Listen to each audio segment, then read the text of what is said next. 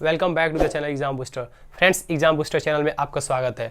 जैसा कि हम लोगों ने इंडियन ज्योग्राफी को सीरीज को हम लोग आगे लेकर चल रहे हैं। हमने प्रीवियस लेक्चर में क्या पढ़ा था, उत्तर भारत के विशाल पर्वतमाला का हमने अध्ययन किया था, जिसमें हमने ट्रांस हिमालय का अध्ययन किया था।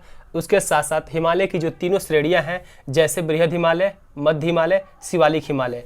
इसके बाद से हम भारत की भूगर्भिक संरचना के अंदर ही अब हम पढ़ेंगे उत्तर भारत का विशाल मैदान। जी हाँ, उत्तर भारत का विशाल मैदान। उसके बाद आता है दक्षिण भारत का प्रायद्वीपीय पठार, उसका भी हम लोग अध्ययन करेंगे। उसके बाद आता है तटवर्तीय क्षेत्र, उसके बारे में अध्ययन करेंगे। फिर द्वीपीय क्षेत्र, द्वीपीय प्रदेश या द्वीपीय क्षेत्र, यहाँ पे जो अंडमान निकोबार, यहाँ पे लक्षद्वीप है, उसका अध्ययन करेंगे। आइए उत्तर भारत के विशाल मैदान स्टार्ट करने से पहले कुछ आपको रिकॉल करा देते हैं, कुछ आपको बता देते हैं।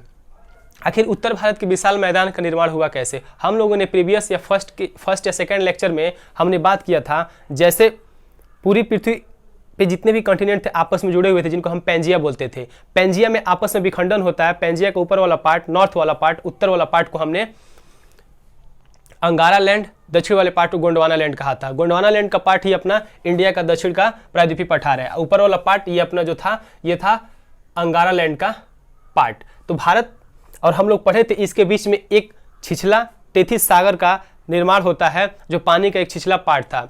तो दक्षिण के प्रायद्वीपीय पठार, जिसे गोंडवाना लैंड कह सकते हैं, उत्तर का अंगारा लैंड, दोनों साइड से आने वाली नदियों के द्वारा उस छिछले टेथिस सागर में कंपोजिशन, सेडिमेंट का, अवसाद का वहाँ पे कंपोजिशन होने लगा, वहाँ पे जमा होने लगा।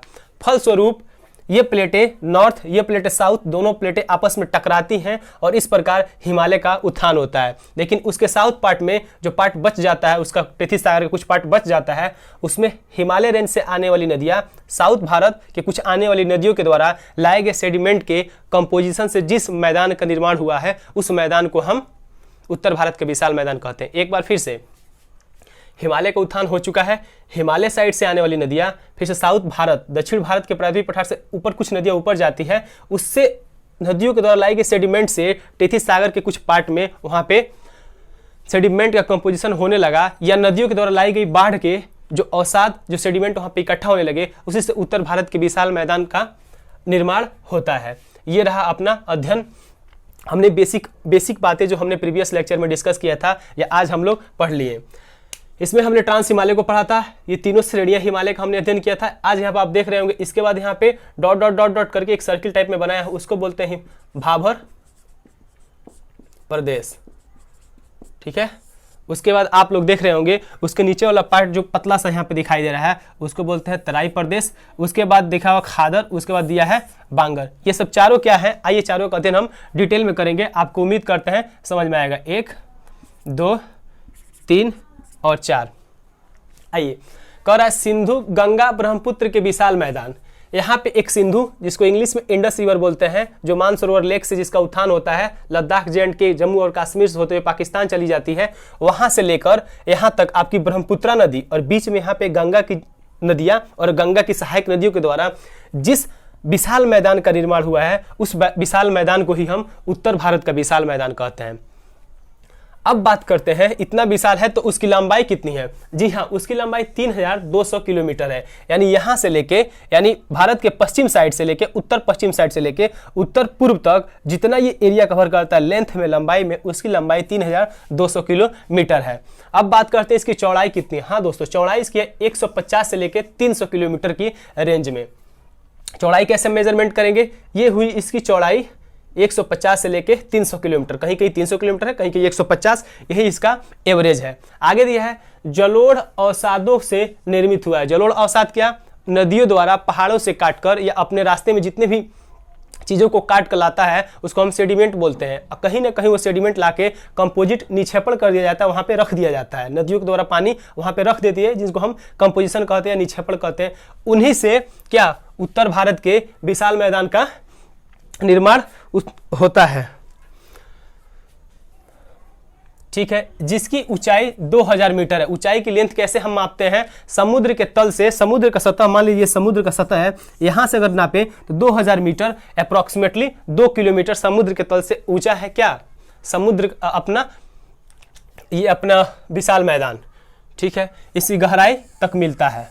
और यहां से अगर हम खोदना स्टार्ट करें तो लगभग 2000 मीटर नीचे जाएंगे, वहां तक अपनी जलोढ़ मृदा का वहां पे जमावड़ा हुआ है, वहां तक उस उतने लेयर तक लगभग 2 किलोमीटर ऊपर से लेकर नीचे तक उसका विस्तार उतनी मोटी है, ऐसा मान सकते हैं।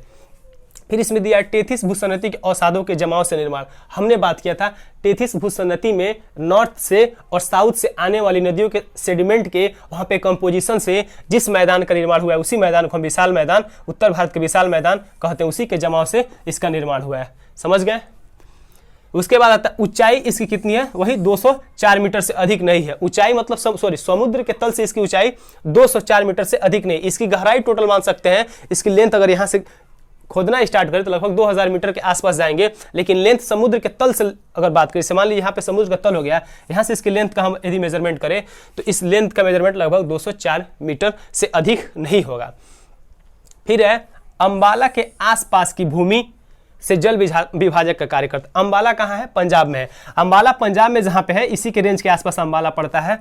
तो उस अंबाला के रेंज से हमारे भारत में जल विभाजक का कार्य करता है। वो जल विभाजक क्या है, अंबाला के नॉर्थ से उत्तर आप चले जाइएगा तो ये ऊपर वाली जितनी भी नदियां जाएंगी वे सीधे अरब सागर में अपने जल को गिराएंगी, और अंबाला के ईस्ट साइड और यानी अंबाला के दक्षिण साइड यानी ईस्ट ही ले लीजिए, तो यहाँ से जितनी भी नदियां निकलेंगी वो अपना पानी कहीं ना कहीं, अपने जल को कहीं ना कहीं बे ऑफ बंगाल में लाके गिरा देती है।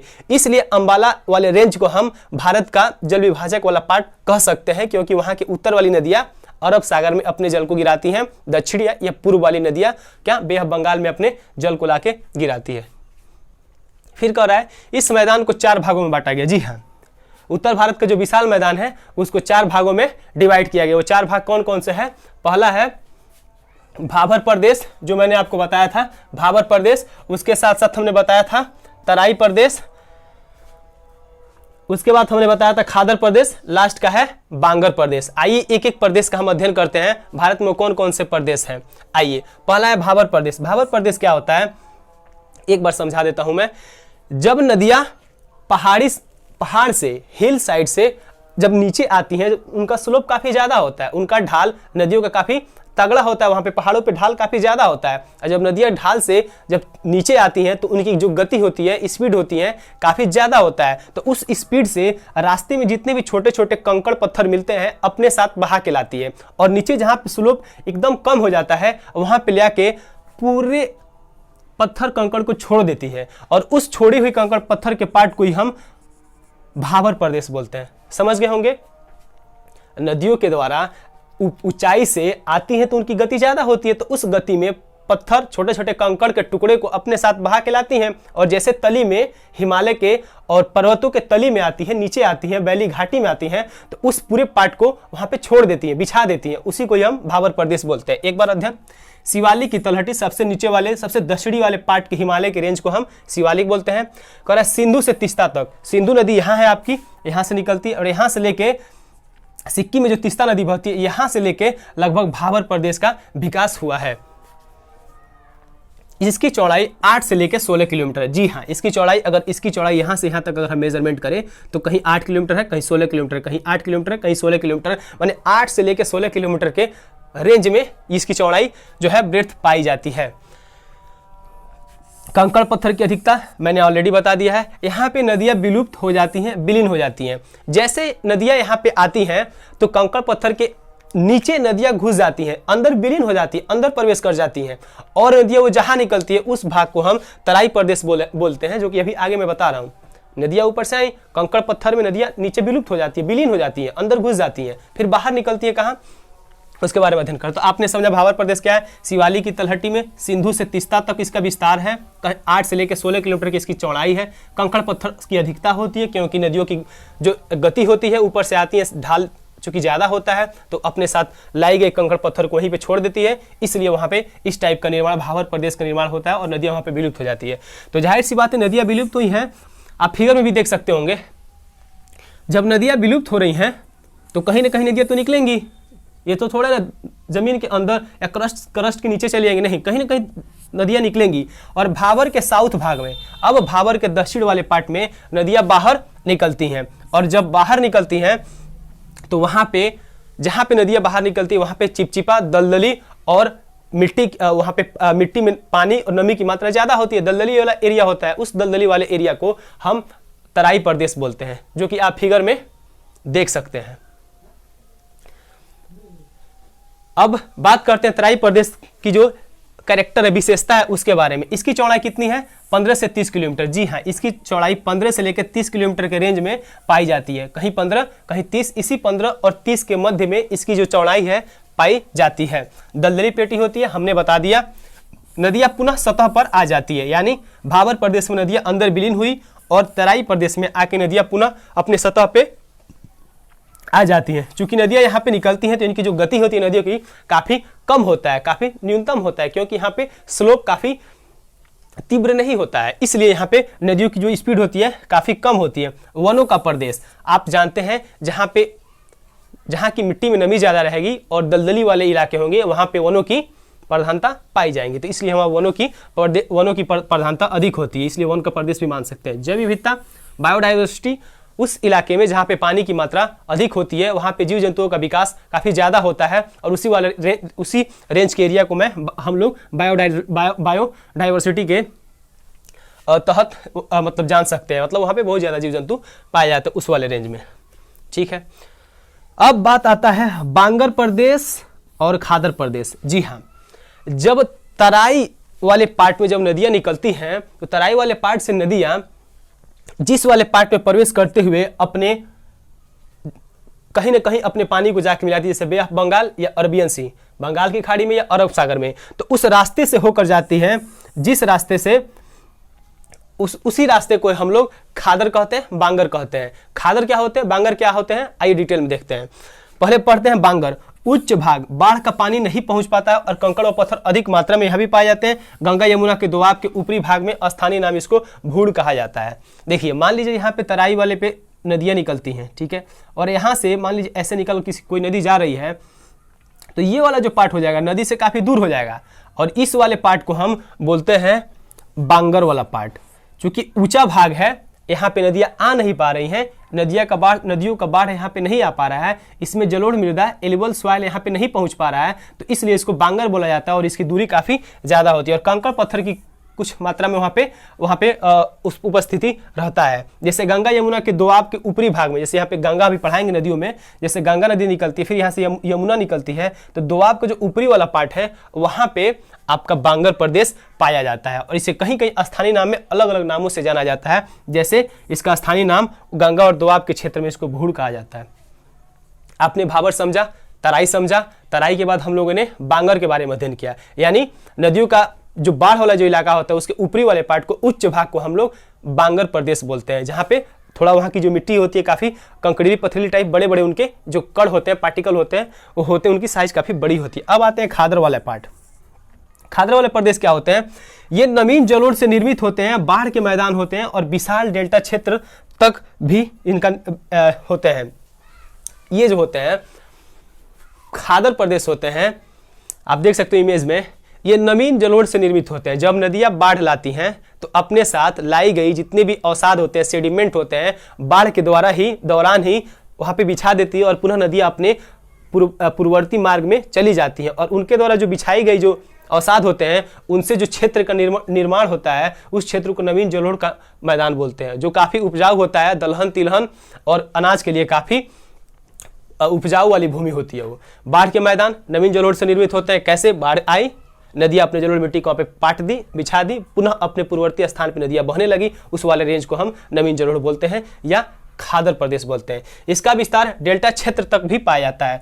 मैं जब नदियों को पढ़ाऊंगा तो मैं बताऊंगा यहाँ पे कैसे ब्रह्मपुत्रा नदी यहाँ तक आती है, फिर गंगा नदी आती है, दोनों यहाँ पे मिलती है, तो कैसे दोनों नदियाँ अपने द्वारा लाई गई अवसादों को वहाँ पे कंपोजिट कर दिया, वहाँ पे छोड़ दिया है, और वहाँ पे नदियों का जो दिशा है, छोटी छोटी दिशाओं में नदियाँ बिखर गई हैं, और वहाँ पे जब बिखरती है तो पूरे अवसाद वहाँ पे जमा हो जाते हैं, और इस प्रकार डेल्टा का निर्माण होता है, जो कि काफ़ी वो भी उपजाऊ वाला क्षेत्र होता है और दलदली वाला पार्ट भी होता है। उसके बारे में हम लोग अध्ययन करेंगे। गंगा और ब्रह्मपुत्र का डेल्टा जो कि दुनिया का सबसे बड़ा डेल्टा होता है, और इसे सुंदरवन डेल्टा के नाम से भी जाने जाते हैं। इसमें कुछ फैक्ट हैं मैं जो आपको बताना चाहता हूँ। ये फैक्ट क्या है, सिंधु और झेलम नदी, चूँकि जब मैं इस नदियों को पढ़ाऊँगा तो आपको बढ़िया से समझ में आएगा। सिंधु और झेलम जो नदी है, इनके बीच कि जो क्षेत्र होता है इनको सिंधु सागर दोआब कहते हैं। दोआब क्या होता है? दोआब कुछ नहीं होता है, जैसे ये एक नदी है, जिसको मान लीजिए गंगा मैं कह रहा हूँ, एक नदी है यमुना है, और बीच वाले पार्ट को हम दोआब वाला रेंज बोलते हैं, बीच वाले पार्ट को दोआब वाला रेंज बोलते हैं।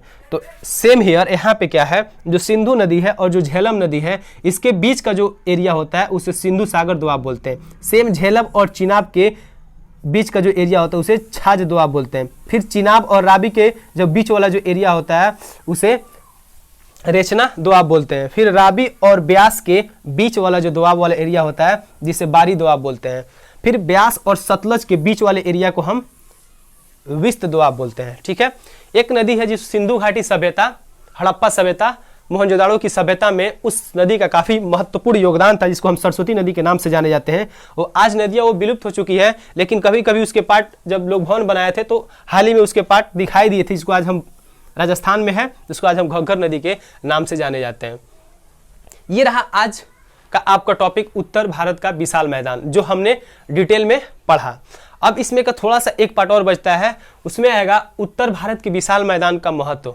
What is the importance of India's northern great plain, मतलब उत्तर भारत के विशाल मैदान का महत्व क्या है। जैसे हम लोगों ने उत्तर भारत के विशाल पर्वतमाला श्रृंखला के बारे में पढ़ा था, तो उसमें मेंस और प्रीलिम्स के पॉइंट ऑफ व्यू से हमने देखा तो उसका इंपॉर्टेंस क्या था। अब इसमें हम लोग देखेंगे उत्तर भारत का जो विशाल मैदान है उसकी इंपॉर्टेंस क्या है। हालांकि हम लोग जो रहते हैं, हम लोग नॉर्दर्न प्लेन एरिया में ही रहते हैं, तो हम इसके महत्व को जानते हैं, लेकिन बताना बनता है, तो एक छोटा सा वीडियो आएगा जिसमें मैं आपको बता दूंगा।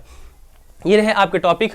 दोस्तों, अगर आपको ये सीरीज अच्छा लग रहा है तो आप कमेंट बॉक्स में कह सकते हैं, समझ में आ रहा है तो भी कमेंट बॉक्स में अपना सजेशन दे सकते हैं, और आप इसे एक नोट्स की तरह बना सकते हैं, एक शॉर्ट नोट्स की तरह आप इसे अपने कॉपी पे बना सकते हैं, जिससे आपके जितने भी कॉम्पिटिटिव एग्जामिनेशन है, IAS, PCS, RO, ARO, अनेक बैंक कॉम्पिटिटिव एग्जाम, जितने भी कॉम्पिटिटिव एग्जामिनेशन होते हैं जिसमें GK और GS का पोर्शन पूछा जाता है, वहाँ पे आपको जाने के लिए एक शॉर्ट नोट्स का रिवीजन करना बहुत ज़रूरी होता है, जो शॉर्ट नोट्स में आपका काफ़ी हेल्पफुल साबित होने वाला है। तो इसलिए आप शॉर्ट नोट्स भी बना सकते हैं। आप जानते हैं मैं आता हूं तो पहले यहाँ पे कुछ वैकेंट टाइम मिल जाता है आपको, उसमें आप स्क्रीनशॉट लेके इसका आप नोट्स बना सकते हैं, ताकि आप परीक्षा में जाने से पहले एक दिन, एक 1 वीक या 1 महीने पहले आप उसको एक सरसरी निगाह से आप इसे देख सकते हैं। दोस्तों, यदि आप वीडियो देख रहे हैं तो वीडियो को पूरा देखें, ताकि हमको भी मोटिवेशन मिले और मैं जल्दी से जल्दी इंडियन ज्योग्राफी को सीरीज को कंप्लीट करके मैं वर्ल्ड के ज्योग्राफी को स्टार्ट करूँ, और इसके साथ साथ मैं सोच रहा हूँ मॉडर्न हिस्ट्री में मैं फैक्ट को सेक्शन वाइज, पोर्शन वाइज मैं आपको कवर करा दूं। जो IAS, UP PCS, BPSC, RO, ARO जितने भी अपकमिंग एग्जामिनेशन है उसमें जितने भी फैक्ट पूछते हैं मॉडर्न हिस्ट्री से रिलेटेड, सेक्शन वाइज मैं आपको कवर करा दूं। यदि आपको ऐसा वीडियो चाहिए तो आप कमेंट सेक्शन में आप कमेंट कर सकते हैं और इसे आप अपना नोट्स में बना सकते हैं। दोस्तों, वीडियो कैसा लगा आप सजेशन अपने दे सकते हैं कमेंट बॉक्स में, और वीडियो अच्छा लगा तो लाइक करें, शेयर करें और सब्सक्राइब करें। थैंक यू दोस्तों।